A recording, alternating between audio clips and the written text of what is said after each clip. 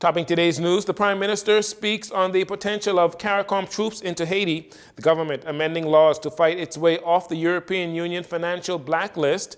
Leader of the COI, Lincoln Bain, dragged from Parliament Square by police after collapsing to the ground, and the Bahamian ambassadors in town for Diplomat Week and instructions from the Prime Minister.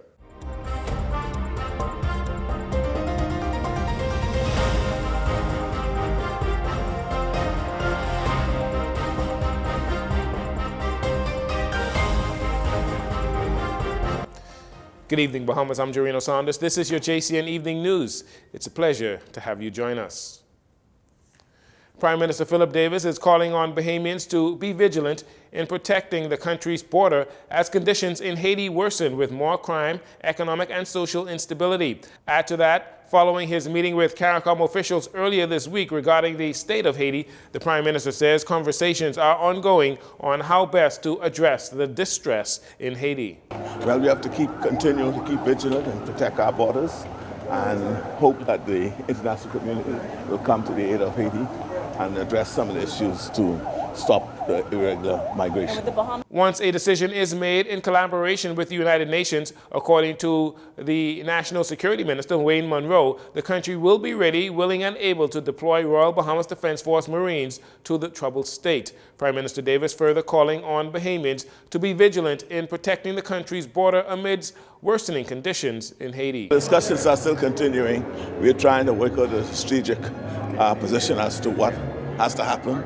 I think the consensus is intervention is necessary, but the manner in which and what scope it will take is still an issue for us to discuss. When asked if the Bahamas would support a UN resolution to deploy security troops there, Prime Minister Davis said the Bahamas will abide by the outcome of the United Nations resolution. Parliamentarians began debate on a bill for an act to repeal and replace the Law Reform and Revision Act and to modernize the law for reforming, revising, and consolidating the laws of the Bahamas and for connected purposes. This bill was introduced by Minister of State in the Office of the Attorney General and Ministry of Legal Affairs, Jomo Campbell, who listed the international agencies for which the Bahamas is in compliance, even as Moody's agency recently downgraded the Bahamas' sovereign creditworthiness from a BA3 to a B1. State Minister Campbell noted that the Bahamas remains compliant with the Organization of Economic Development, the Financial Action Task Force, FATF, and the European Union, confirming that the country is right now in line with 38 of the 40 FATF recommendations. He contends that when a re-evaluation by the Caribbean FATF is conducted next month, the Bahamas will remain compliant with that agency's regulations as well.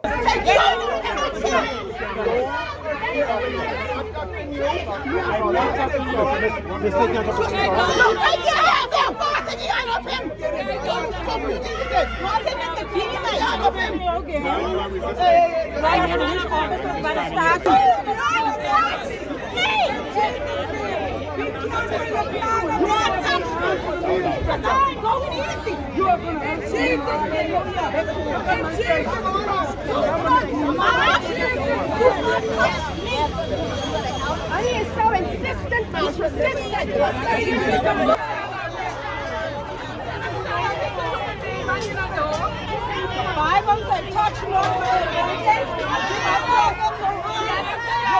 Tempers flared again outside the House of Assembly on Wednesday morning as protesters led by Coalition of Independents COI leader Lincoln Bain were engaged by police officers.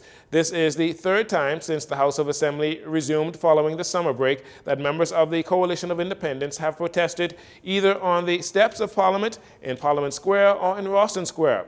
Prior to today's arrest, Mr. Bain and his supporters attempted to address the government for what they are describing as an illegal migrant crisis. So basically our country is in an immigration crisis, and even the government is now admitting to that. And so we as a people have decided to do something because it seems like the government isn't able to do what they need to do. And so we have drafted a bill to amend the Bahamas Nationality Act to protect our borders. We are being flooded on all of our islands. Basically, Andres is crying out, Abaco is crying out, Eleuthera, Exuma. They're saying that we are being flooded. We are seeing the proliferation of shanty towns all over this country, and the government is throwing their hands up in the air. The press liaison, Mr. Watson, recently said that they can't control the shanty towns on Crown land, and this is a shame.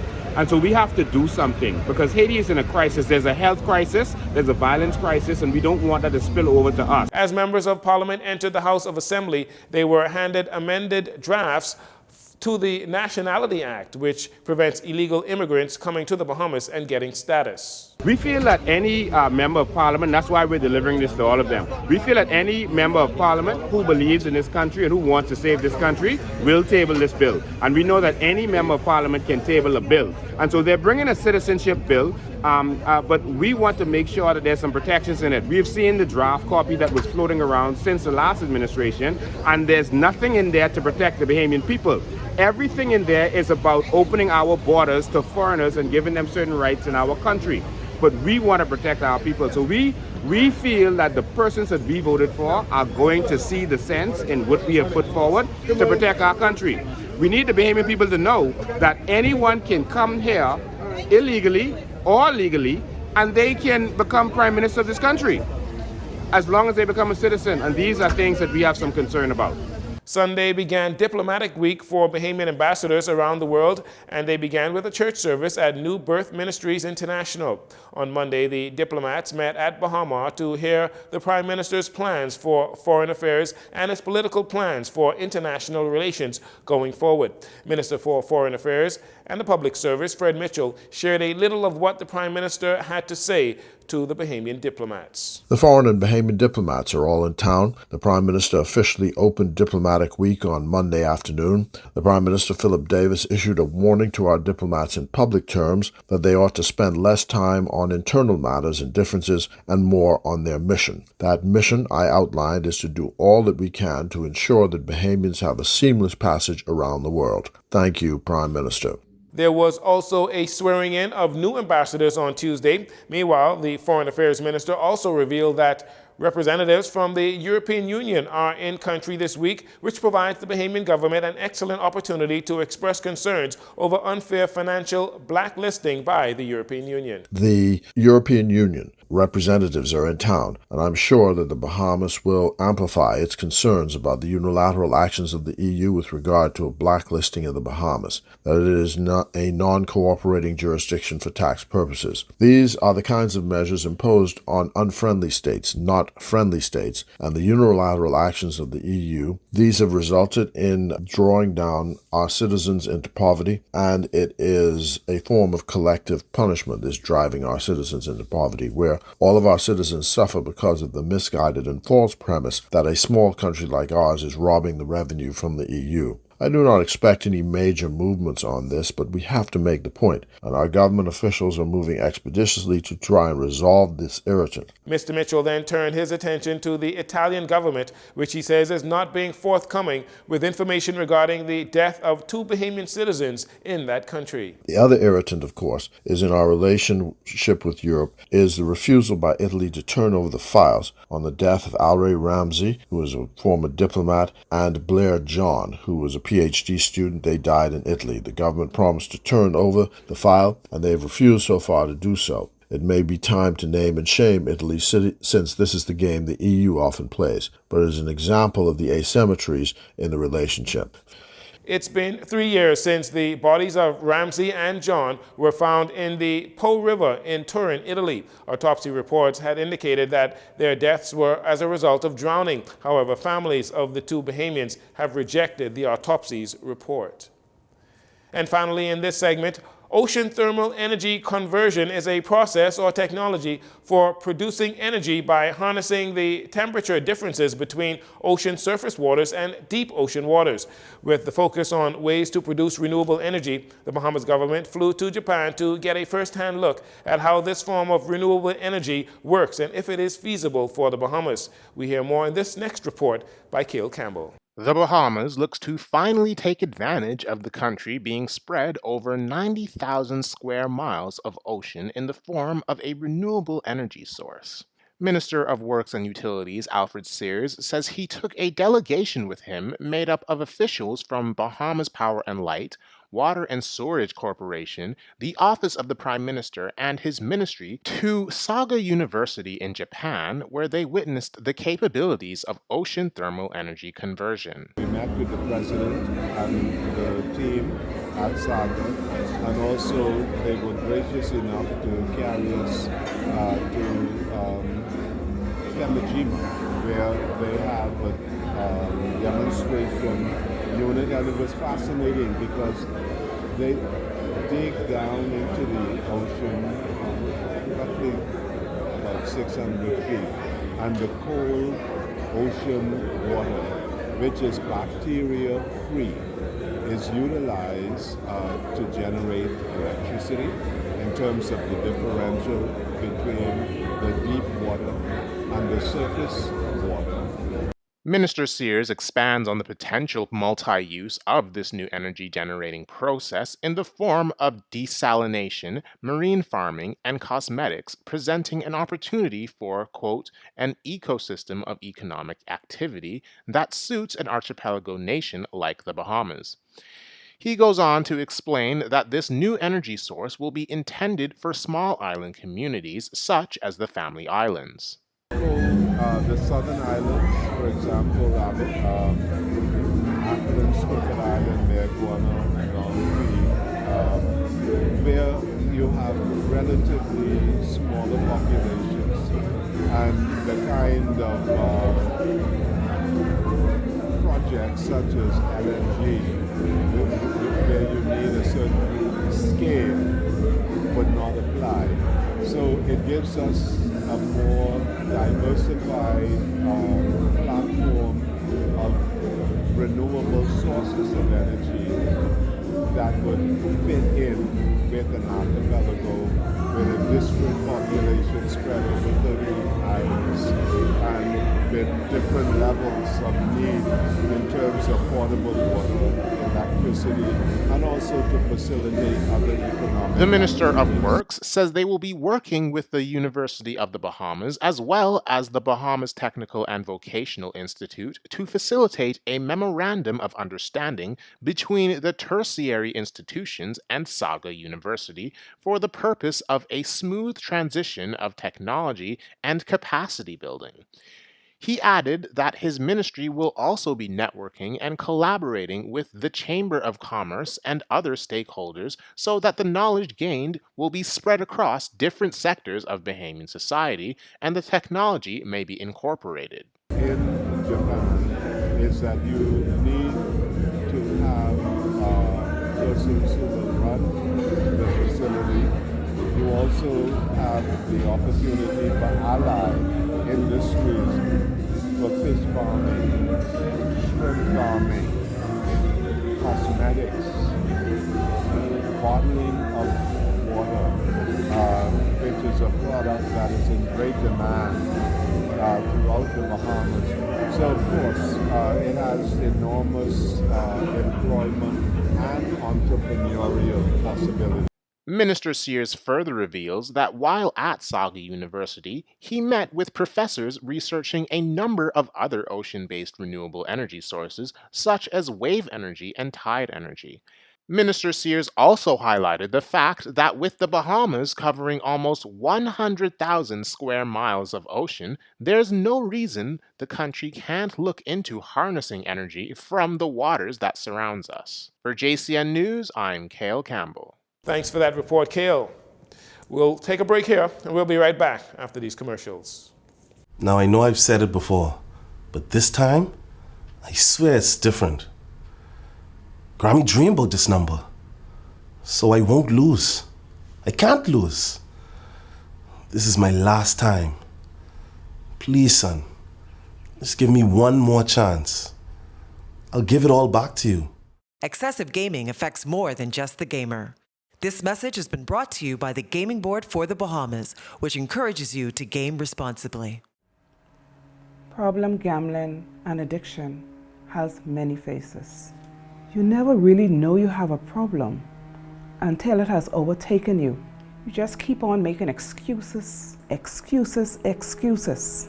You could be down to your last dollar and listen to that voice that tells you you might just hit one big number or even a lucky spin.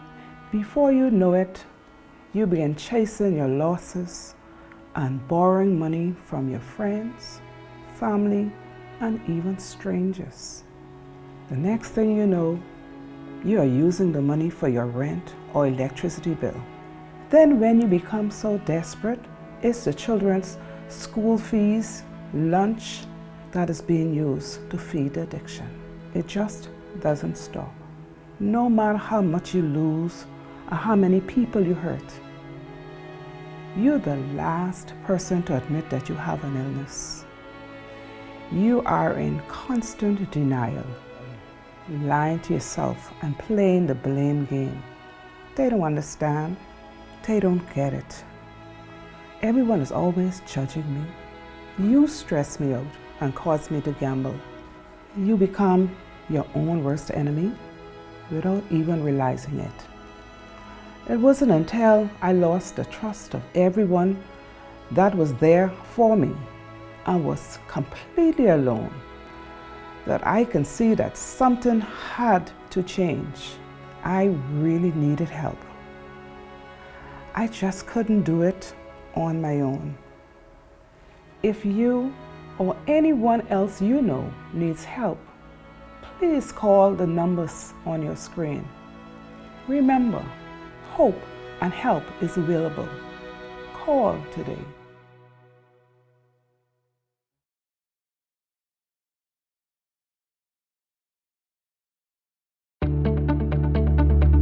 Shell Unleaded improves your fuel economy, giving increased miles per gallon, allowing you to do more of what you really want. Special additives used in Shell Unleaded improve your engine's efficiency. So go further with Shell Unleaded. Venture out to beaches, Junkanoo, and festivals and bring home memories that will last a lifetime. Shell, fueling journeys that matter.